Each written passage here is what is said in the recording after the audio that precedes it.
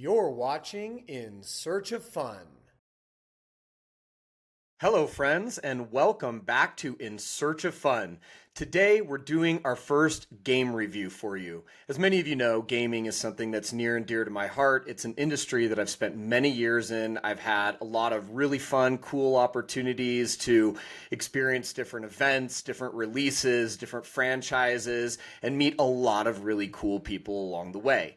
So when new games release, I'm usually intrigued to understand how are they being received, what do people think, how are they performing in the marketplace. I've always got that business lens on it. And today we're going to look at one of the top games of 2025, Hollow Knight Silksong. Really excited to talk about this one with you. And along with me, I have got what I would describe as a hardcore completionist gamer, my brother JC. John, welcome. Thank you for having me. Stoked to talk about Silksong. It's a game I've been monitoring for many years, as a lot of the gaming space has been, since the original Hollow Knight launched in 2017, and we knew something was following shortly after. Yeah, Shortly, John, in quotes. Silksong is very much a lead contender for 2025 Game of the Year. When we have the Game Awards in early December, we'll see if that actually comes to fruition. But it's also almost undoubtedly the best value in gaming of the year at $20. And we'll talk about the business model a little bit later. But tell us a little bit about your history with Hollow Knight as a franchise, and tell us a little bit about your history with the Metroidvania genre of gaming. Yeah, so let's talk about Hollow Knight, the kind of game that really kicked off all of the hype and zeitgeist around Silksong, which I do want to call out, has been the top most wishlisted game for the last, I think, 3 years. So it's been in the kind of front brain space of everybody in gaming for a long time. Hollow Knight came out in 2017. It was a Metroidvania that was kickstarted. We went through that weird phase in kind of the early 2010s where a bunch of games were kickstarted and a lot of them just flopped. But this was a guy who quit his job to make something he was passionate about.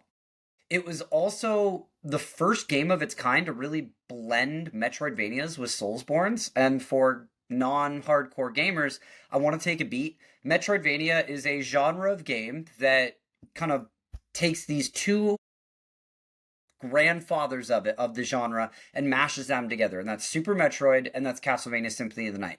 The whole shtick is typically they're 2D side scrollers, but not always. But you start off underpowered with limited abilities and limited health, strength, and the ability to, like, you typically don't start with double jump, you don't start with a glide mechanic, and so you're dropped in an area that you're exploring left, right, up, down, and really it's limited, it's linear, until you find new abilities, new gadgets, new equipment that expand your arsenal and expand your exploration ability. When I talk about Soulsborns, this is a genre that was really invented and kind of honed in by Miyazaki and FromSoft. It's an amalgamation of the Demon Souls games and the Dark Souls games, as well as Bloodborne. That's where the Born element comes from. And what that really is technical precision in a very fair but punishing landscape. Also very, very ambiguous and kind of cryptic lore that comes with it. But the key feature and kind of mechanic that comes with it is when you die, you lose all of your currency that you've stored up until then. Oh boy, don't I know that. Yeah, but if you make it back to where you died, you can gather it all back. If you die on your way to get it, Only it's to all lose gone. it again. It's At least that's been my experience. Yeah, and so Hollow Knight was kind of the first game that really reignited interest in Metroidvanias. We went through this weird phase of a lull, terrible phrasing there, but we went through Yeah, a it's really bad. lull where we didn't see many Metroidvanias probably from, I want to say, like 2005 up until really like the mid 2010s. We had a couple games pop up here and there. You had like Shadow Complex, Shinobi had a game pop up, but it was really Metroidvania, or it was really Hollow Knight that came out of nowhere and showed that you couldn't, or you didn't just have to make Metroidvanias, you could blend them with other genres. And then we saw the pipeline just filled to bursting with Metroidvania after Metroidvania, and they all incorporated different elements. It was really cool. Silksong started off as a stretch goal during this Kickstarter that was supposed to just be an additional playable character at the 56K tier. There was a stretch. So for folks who don't know, Kickstarter's generating funds from people who are choosing, just regular folks on the street that can come into Kickstarter and make a donation, and they get some kind of benefit. And there are different tiers of donation that you can make, and the more you donate, usually the more benefits that you get. There's also different tiers of product that will be created. The person or the company that's done the Kickstarter might say, hey, if we're able to generate $100,000, the product's going to look like this. If we can get to $200,000, it means that we can add these three things. In gaming, that often means post-launch downloadable content, as you're alluding to here, but is also the case so often in gaming. Best laid plans. The one thing that you can guarantee about a plan is that it's not going to go to plan. And in this case, it didn't go to plan. Silksong obviously didn't end up as an extension of that original game, launching as a standalone for $20 this year. So let's fast forward to this game actually coming out. The hype was really, really, really high around this game.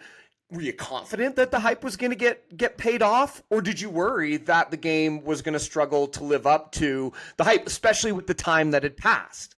You're always worried when a game goes through what we call dev hell, right? Where it just submarines and you don't hear a thing about it for years. And again, we saw kind of the teaser for this in 2019.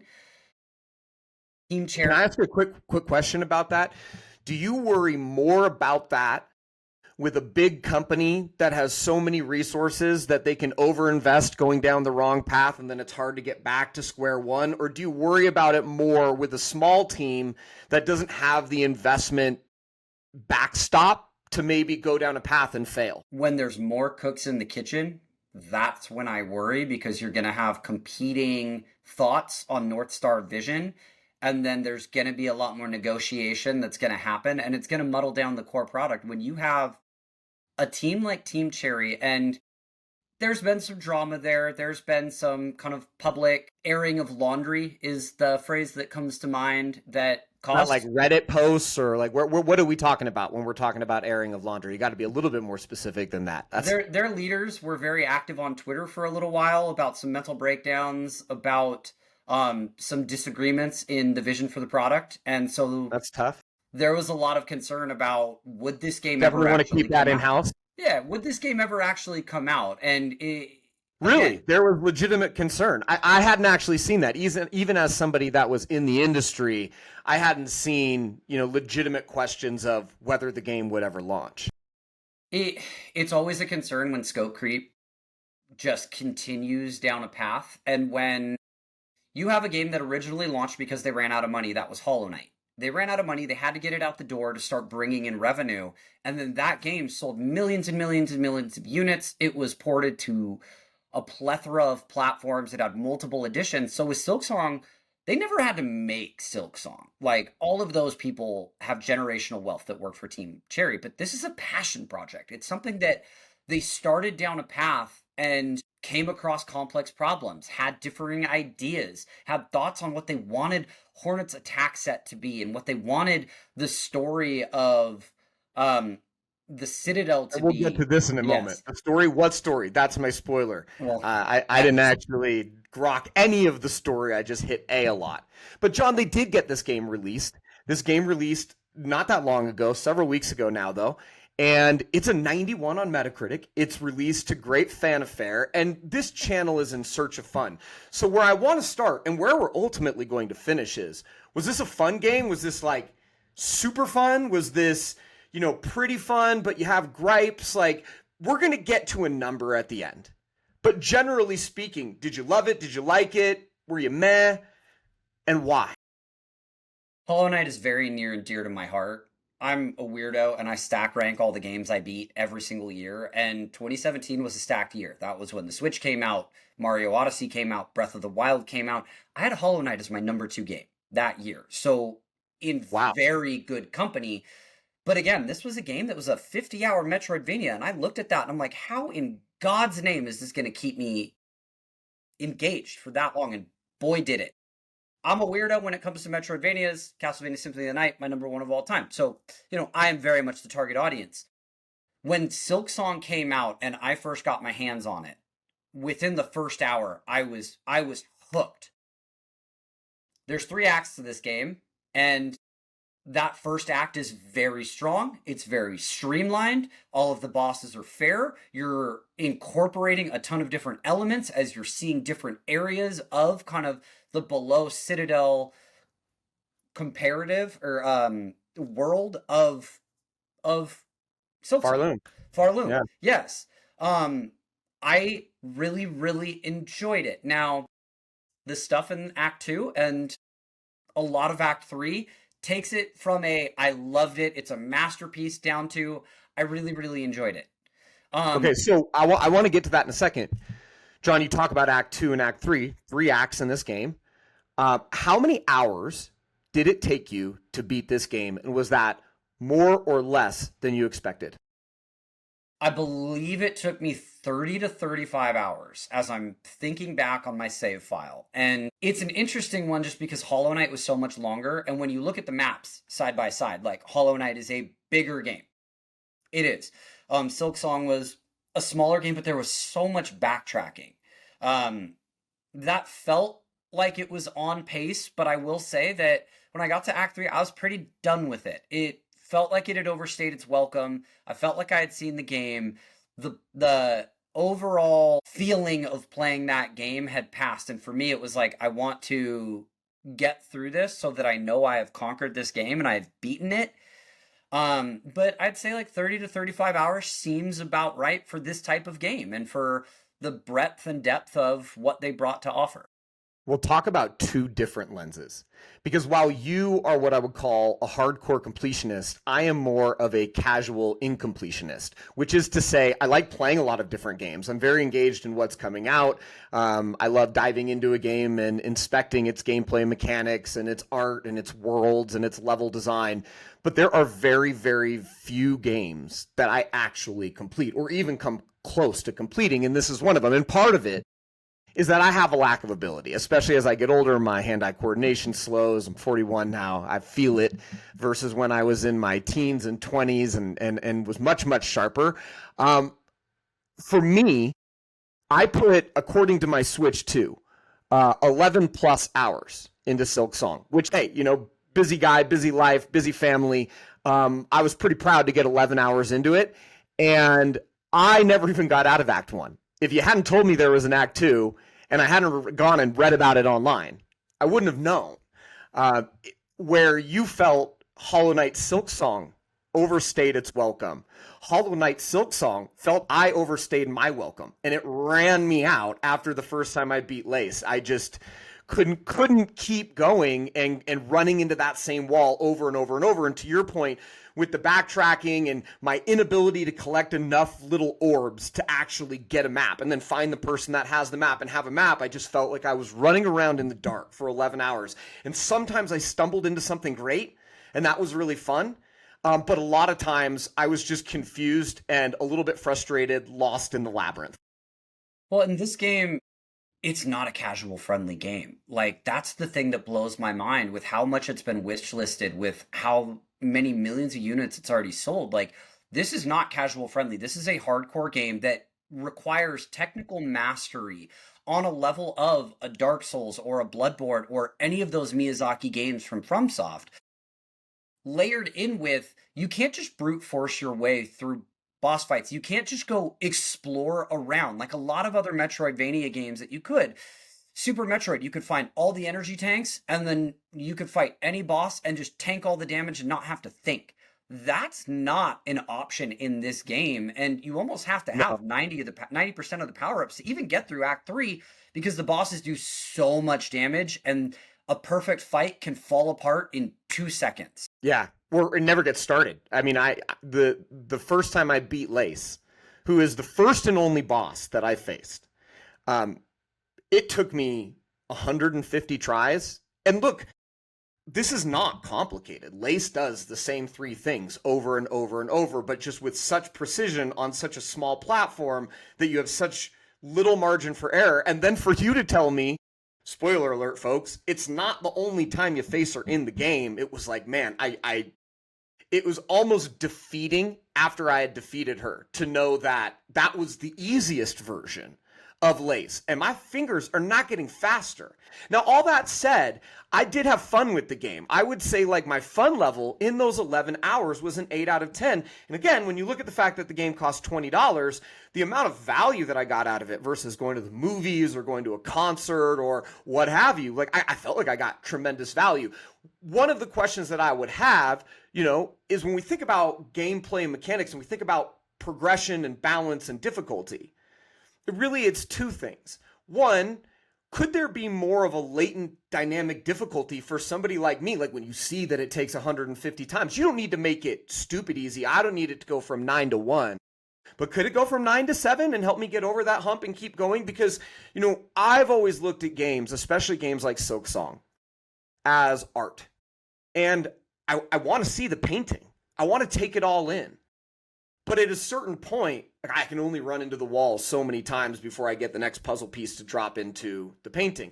And you obviously, much more skilled, like not only are you going to get there faster, but you know that, so it probably accelerates the speed because my lack of confidence makes me constantly go, wait, have I been here before? Which way do I go again? I think it's really interesting because I think to your point, it's not really targeted at casuals, but it kind of is, right? As a $20, accessible, come in, jump around, it's a couple buttons. It's really not that complicated, but to your point, it's not complicated, but it's very complex. I would also say that it's significantly more different or difficult than Hollow Knight was. And Hollow Knight was a much more accessible game. Can you quantify that? Like when you say more difficult, Hollow Knight was an X out of 10, this is a Y out of 10. Hollow Knight was like a 6 out of 10, especially in like the first 25 to 30 hours, and then the difficulty ramps up towards the end. Which makes sense. Yeah, it makes sense. But this one out the gate, the difficulty is it starts at a 7 and it only ramps up from there. And the developers are on record with saying Hornet is faster, bigger, stronger, longer and wider attacks where they had to make the combat more difficult. Otherwise, it would have been too easy.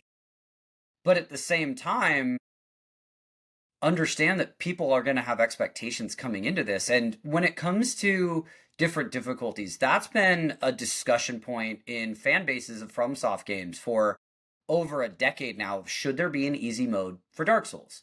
The artistic vision of the creative director is their vision, and it's their painting, and it's their masterpiece. So ultimately it lands on them. But when it's an accessible game like this, and it wasn't just $20, you also have to remember this launched day one on Game Pass. And so it was even more accessible for a lot of people who maybe wouldn't have kicked out $20.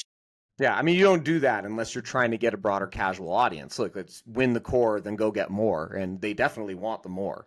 And I think, kind of rerouting this in the framework of how we look at these games, we have progression systems, and progression systems are intended to bring the player along, make them feel more accomplished with every step, with every hour, with every level, with every act in this case.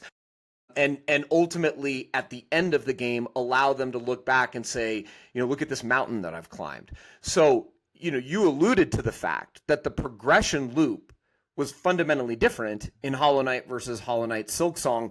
Do you think the progression loop in Hollow Knight Silksong was better, worse, or just different? I wouldn't say it's like fundamentally different.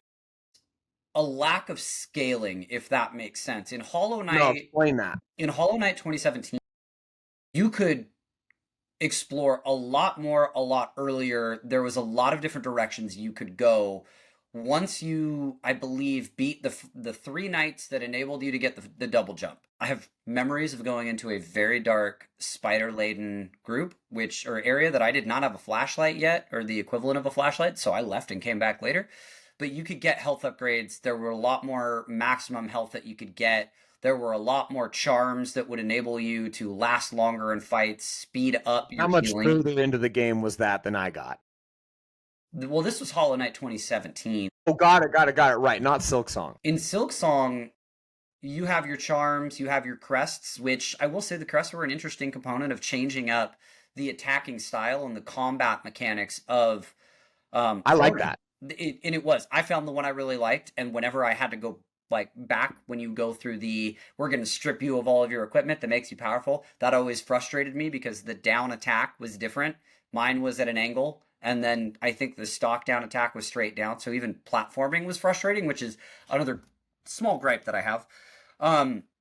But Silksong just had fewer upgrades at its disposal, was my feeling. Mm-hmm.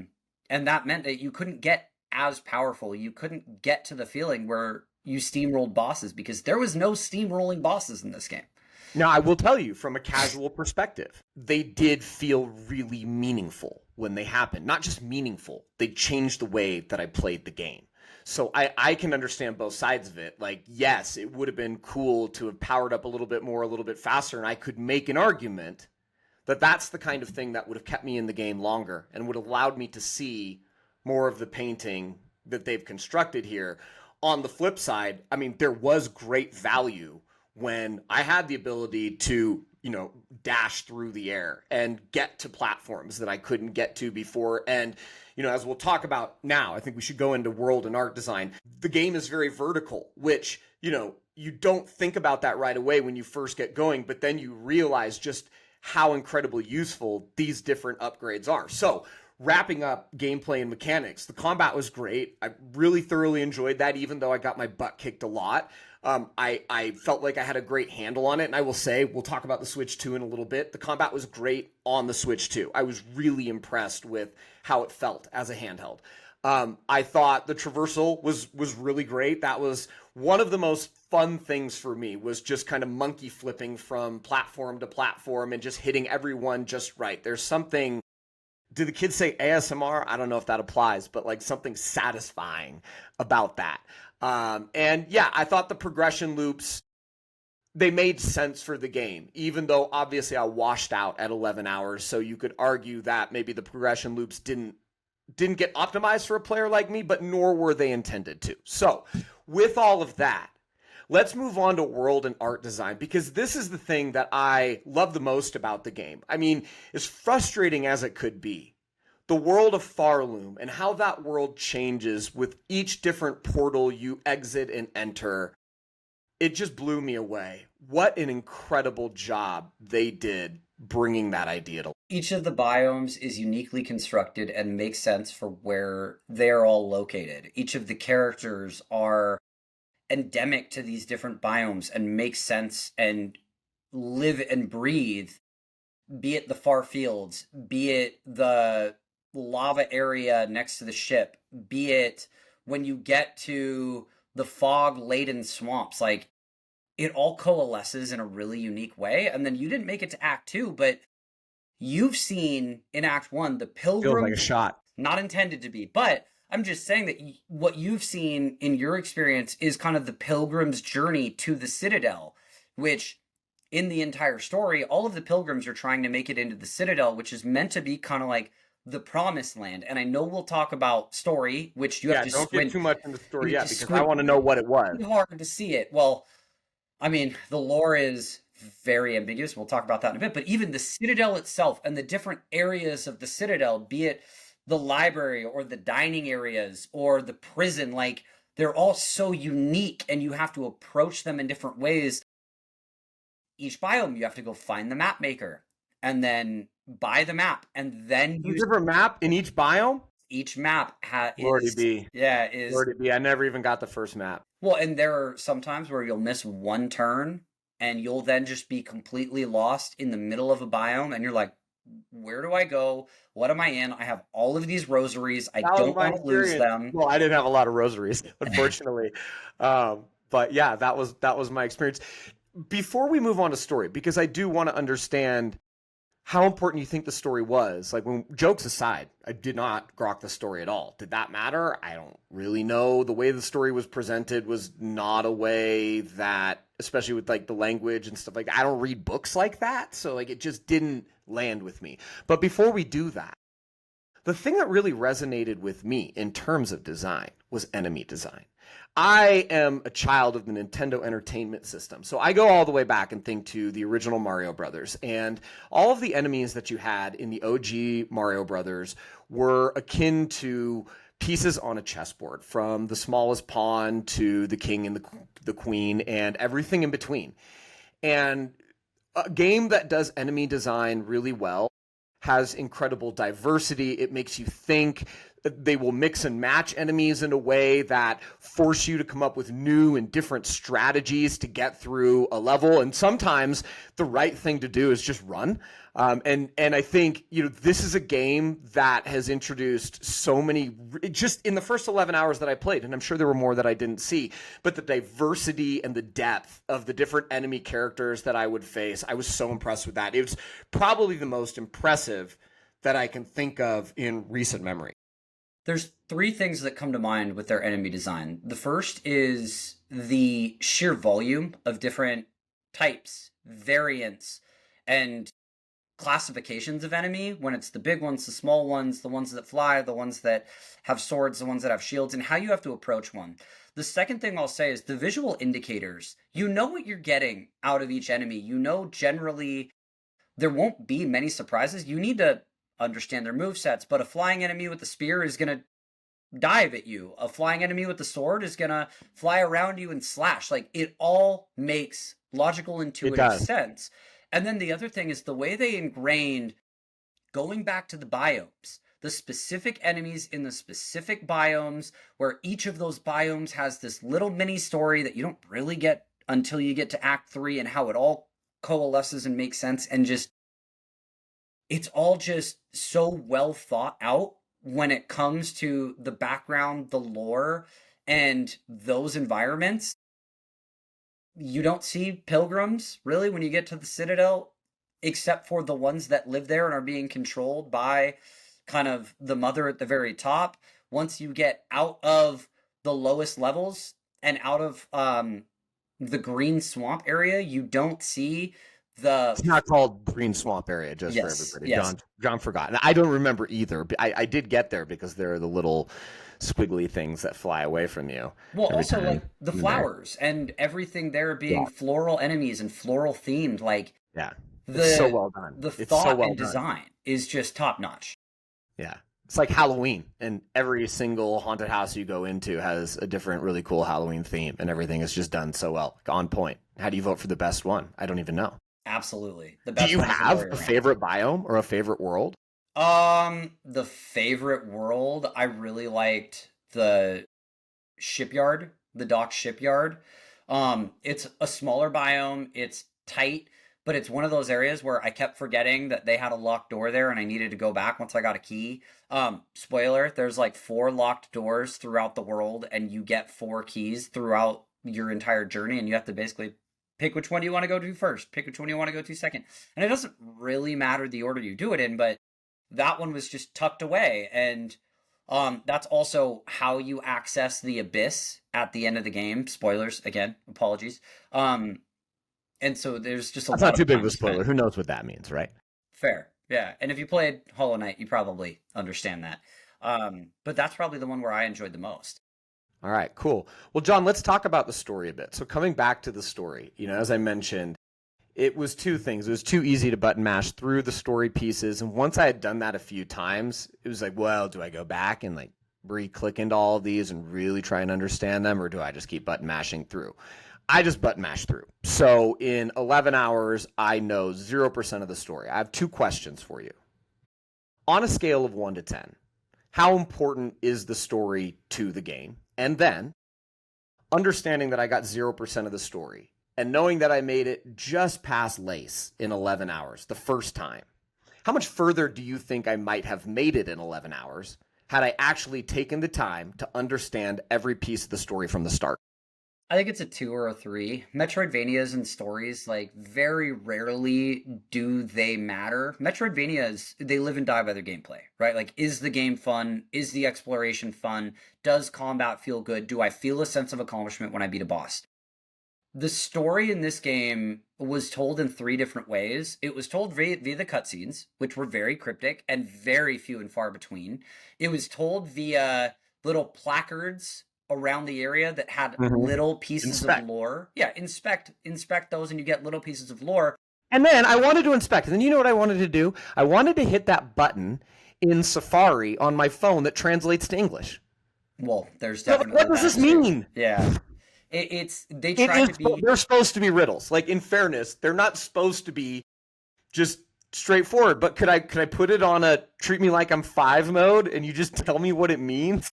I mean, it's one of those things where Hollow Knight already had a very convoluted story that lore masters on YouTube made hour-long videos about.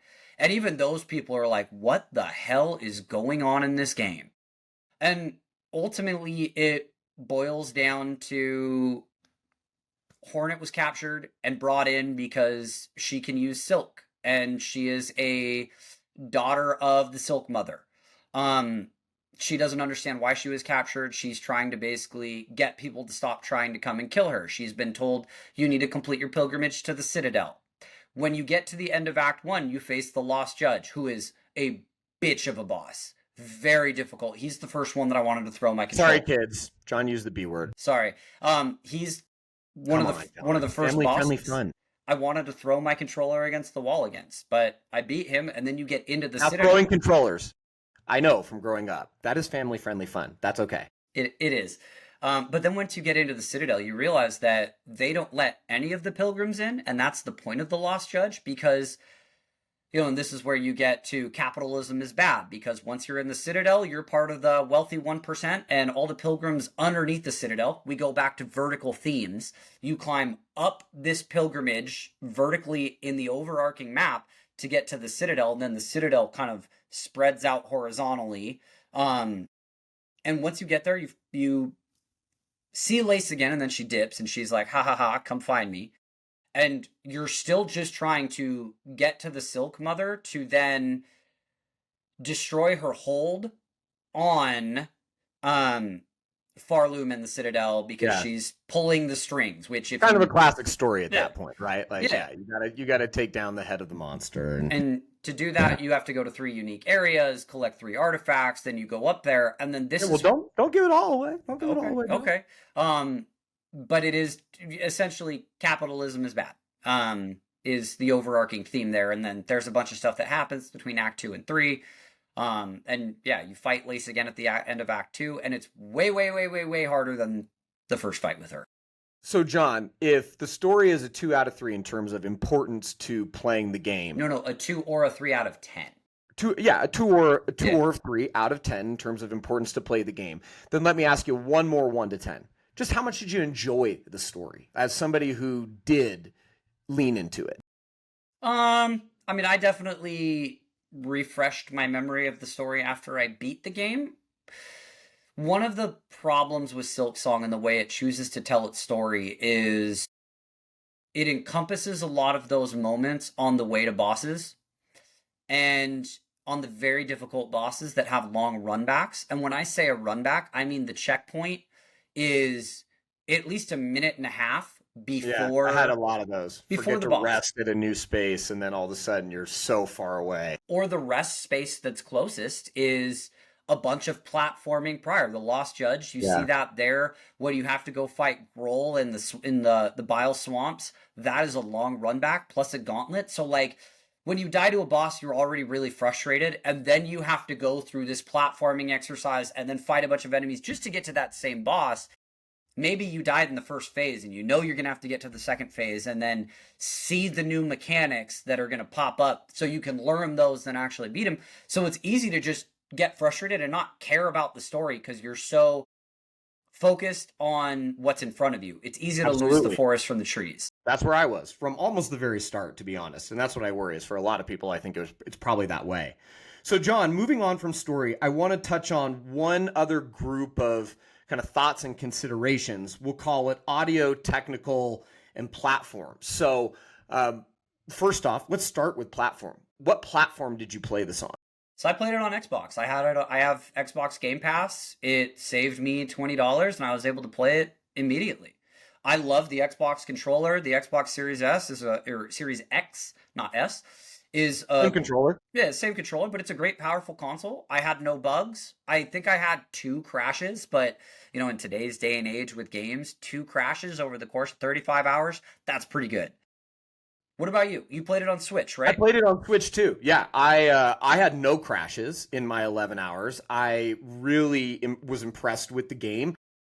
As somebody who, before the Switch 2 came out, I've been using a Steam Deck for multiple years, and there were very few games on the Steam Deck that I could call it an hour out of before the thing just died.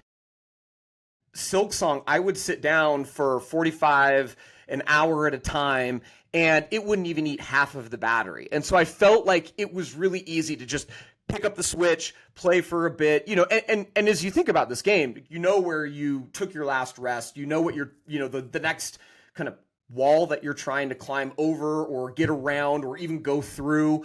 So it is something that's kind of snackable. You could pick it up, you could set it down, you could pick it back up. And I did a lot of that. And so I thought the Switch was great. I would play it on the couch watching sports. I would play it in bed, play it sitting next to the pets. So I really enjoyed that. I thought the frame rate was great. I'm curious to know what you thought about the audio, though, because I would say that of the 11 hours I played it, 9+ hours were with the sound off. I had other things going on, and it just didn't seem important to me. And when I did have the sound on, I thought it was fine. It was like a fine soundtrack, but it wasn't something that made me go, ooh, I need to keep the sound on. And it certainly didn't feel like I was getting audio cues that mattered to any of the battles. Because I would, with Lakes, at a certain point, I definitely turned the sound on. I was like, maybe I'm missing something with sound. No, I just suck. Well, sound is extremely important for these types of games. This explains why you may have struggled to find the map maker. She jingles her rings when you get on kind of the same screen as her. So when you hear that sound, you know to start looking. You also hear kind of audio cues for some of the exploration elements, finding the different fleas in areas. And then during boss fights, there are some cues, but I will say accessibility's come a really long way. Whatever you see or you hear from an audio perspective, typically there's an accompanying visual cue. And for the map maker, like, you do see the rings strung around the ground, but when you're focused on 1,000 different things while you're platforming, you're fighting enemies, it can be easy to lose those, while then you hear that distinctive kind of Pavlov bell sounding. It's like, okay, I know I need to start exploring. From an ambiance perspective, each area kind of had its own ambiance. Yeah, and each biome, target. It's all good. Each biome and environment had its own soundtrack and audio element to it that made you feel like you were in that area. So I agree with that. While it was not like crucial, I would definitely say it was a value add. Well, I'm not done playing the game, so I will definitely make sure that as I play it going forward, I will play it with the sound on. John, this has been a great discussion. We are at the wrap-up point where we need to assign a rating and say, would we thumbs up or thumbs down? I think we're both a very clear thumbs up on Hollow Knight, especially at $20. I will say, I wish that I could pay an extra $5 and just have all the maps, or $10 and have all the maps. I understand that that's not what this game is. Team Cherry made a very conscious decision not to add microtransactions like that, but for somebody like me who has more money than time, and that is more of a testament to how little time I have than anything else, that would have been nice to me. Having said that, what is your rating? And actually, first, did you ever formally, publicly publish a rating for the first Hollow Knight? And if so, what was it? And then, what is your rating for Silksong? So I did write for a little website for a little bit, but I don't think I actually made a review for Hollow Knight. I probably, 2017, so almost a decade ago, I probably would have given it a 9 or a 9.5. And you had it second that year, Yeah. in your big list of games. So yeah, my tracking has come a long way since then, so I can sit here and power rank it, but I didn't have a rating for Silksong. Like, I give it an 8 because of the frustration I had, and what it didn't feel like a disrespect for the player, but there was a lot of things that slowed the pacing down in the second act and the third act. From a gameplay perspective, it was incredible. from a progression perspective, it was a very well made game. The story was a little bit lacking at times, but when you squint and when you find a lore video, it all makes sense. The boss fights were incredibly varied, and you can see that like no boss fight is the same, and I really appreciate and respect that. But there are all these little things that kind of stack up to Death by 1,000 cuts you down from a 10 to a 9 to 8 to an 8.5 to an 8. One of them is the Carmelita fight. I believe it's Carmelita. She's one of the last bosses you fight. Don't give away too much here. I won't. But the only thing I'll say is every time you die, you have to go through like a 45-second. You have to like go to sleep, walk over there, fight a few, and then you get to fight her. But she is the boss, the only boss that when I finally beat her, I jumped out of my chair and started screaming the F word, and my kids behind me had to cover their ears because they didn't know if they were in trouble or not. But oh boy, you talk about those moments of accomplishment. Very few games, for me at least, have those where I had to pound my head against a brick wall for a long time. The only other game that I've played this year that had that was Demon's Souls and the Flame Lurker. And anybody who knows the Flame Lurker are probably nodding their head like, yeah, I remember the first time I beat that guy. But yeah, 8 out of 10 is where I would land. 8 out of 10, maybe if it wasn't quite as hard, 9 out of 10. I would say for me, I'm also going to give it an 8 out of 10. And that might sound surprising, knowing that I didn't make it that far in the game, and I struggled with a lot of the things that I struggled with. But I will say, and I know that a lot of people do not consider the price they paid for a game in a review. But I do, because I'm looking at this as, is it fun and is it worth my time, right? There are so many things out there that we can do with our time in search of fun. And when it comes to video games, how much I pay matters. And in this case, I got 11 hours out of a game that cost me $20. We're talking about less than $2 an hour. And I had a ton of fun. I really deeply appreciated the world. I appreciate the fact that they are not building that game for my skill level, even though they do want people like me to play it. And yeah, I would definitely recommend it to somebody. I'm a big thumbs up on it. So you're an 8 out of 10. I'm an 8 out of 10. We're a big thumbs up. Recommend. Will it win 2025 Game of the Year? I'm not entirely sure of that. I think I need to play another couple of these, and we have some time. Maybe we can squeeze out a couple more of the 2025 contender lists before we get to early December and the Game Awards actually happen. But yeah, we'll call it an 8 out of 10. Big thumbs up. And thank you all for the time and for listening, for liking, for commenting, and subscribing. Thanks for John. having me. Happy to be here. This was fun. Awesome.